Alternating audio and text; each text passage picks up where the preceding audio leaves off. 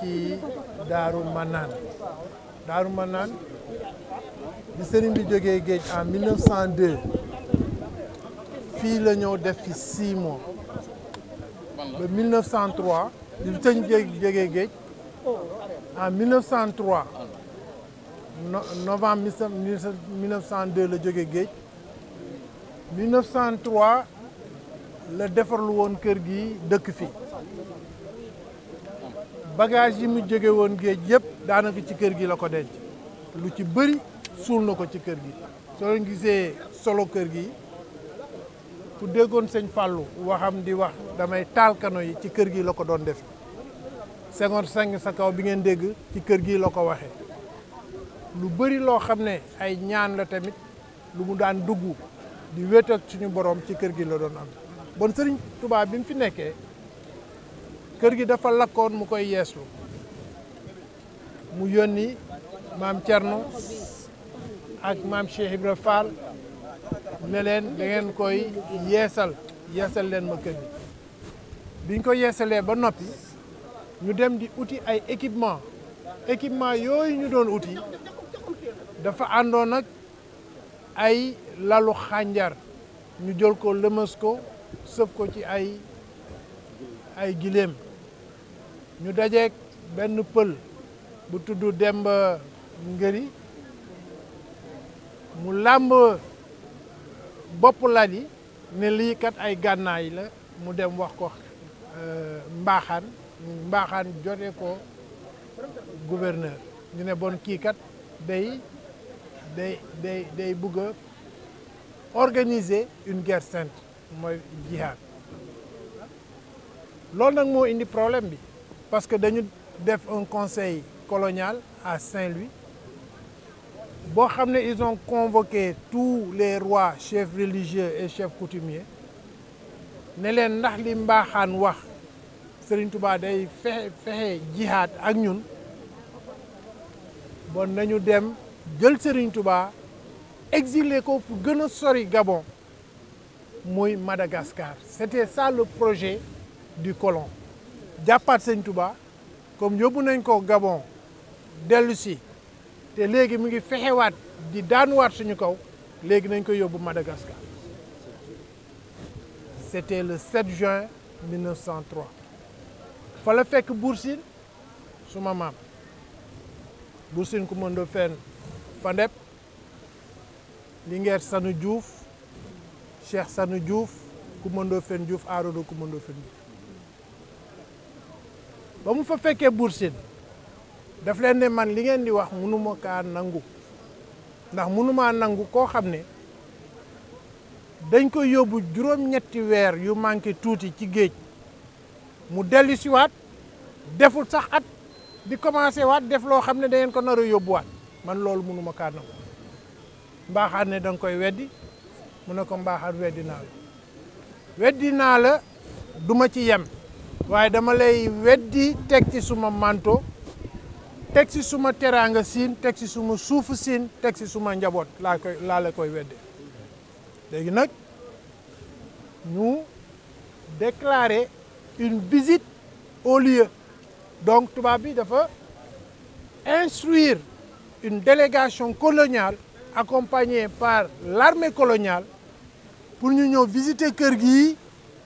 te suñ fi fekkee gànnaay dañu jël Sëñ Tuubaa yóbbu ko déporter ko encore en Madagascar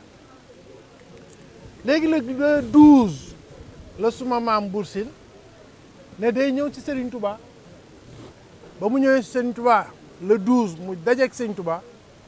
daf ko ne dama la seedeel ci suma kanamu nawle yi buur yeeg seen kii dama leen seedeel ne dañ la tuumaal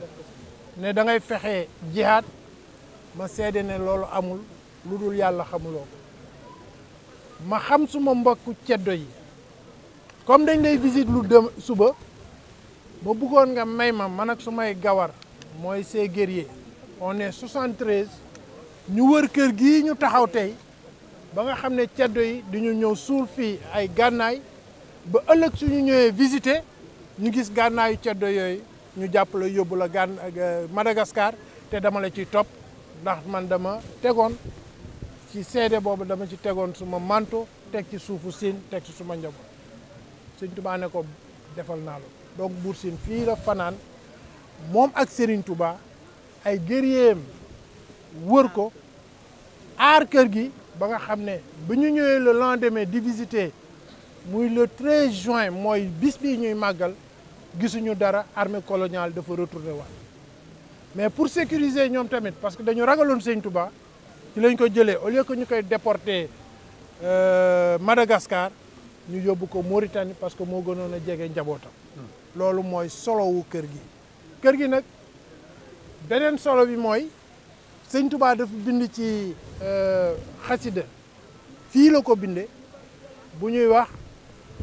yaqini ilal jinaani. Sëñ Touba nee na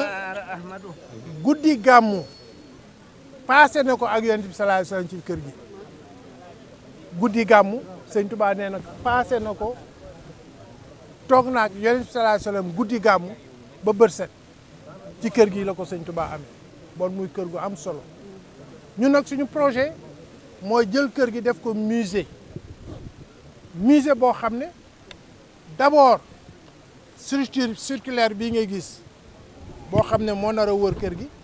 dañ ci nar a def ay tableau yoo xam ne tous les personnages yu Sëñ Touba mus a jàkkaarloo muy les gouverneurs le gouverneur Pinet-Laprade le gouverneur Moutet les chefs coutumiers ku ci mel ni le chef coutumier Mbaxane Buur Sine Coumba Ndoffène et autres dañu bëgg structure circulaire boobu ku ci nekk ñu defal la benn tableau def ci sa histoire ba nga xam ne les élèves les étudiants les visiteurs suñu ñëwee au moins di visiter kër gi dinañ mën a yóbbaale l'histoire de Serigne Touba l'histoire bi nga xam ne moom la Serigne Touba def ak les différents personnages yu mu mus a dajaloon loolu moo tax ñu def le projet moo tax ñu jël suñu temps nag parce que projet bii ñu koy def dañu bëgg mu def mu yàgg lool donc on l'a pas fait en brique wala ay pavé on l'a fait en béton ciment et fer pour durée de vie bi gën a mun a yokk waaw donc loolu moo waral ñu jël le 13 juin def ko journée de la vérité jël journée du 13 juin def ko journée des valeurs te dinañ def benn pétition au gouvernement signée par 1 million de Sénégalais pour que le 13 juin devienne une journée des valeurs une journée de la vérité buy inspirer suñu génération yi parce que suñ ko defee journée des valeurs de la vérité au moins suñu sëtaat yi dinañ wax mais journée bi lan moo ko tax a jóg ñu ne ab buur bu tudd Buur Sine Coumba Ndoffène moo jël teraangaam yëpp ak njabootam yëpp ak suufam yëpp seede ko koo xam ne mosu koo gis quand Serigne Touba bi Buur Sine di seedeel Serigne Touba mosul jàkkaarloo ak Serigne Touba mosuñoo gisante mosuñ te sax xamante mais dañ ko wax loo xam ne nanguwu ko mu seede ko ci seede dëgg te jamono jooju jege woon tubaab bi moo gënoon a ëpp teraanga ci ñu bëri que di toog di opposé wu tubaab bi ndax tubaab bi amoon na doole donc loolu mooy doole Sëñ Touba loolu mooy solo bis bi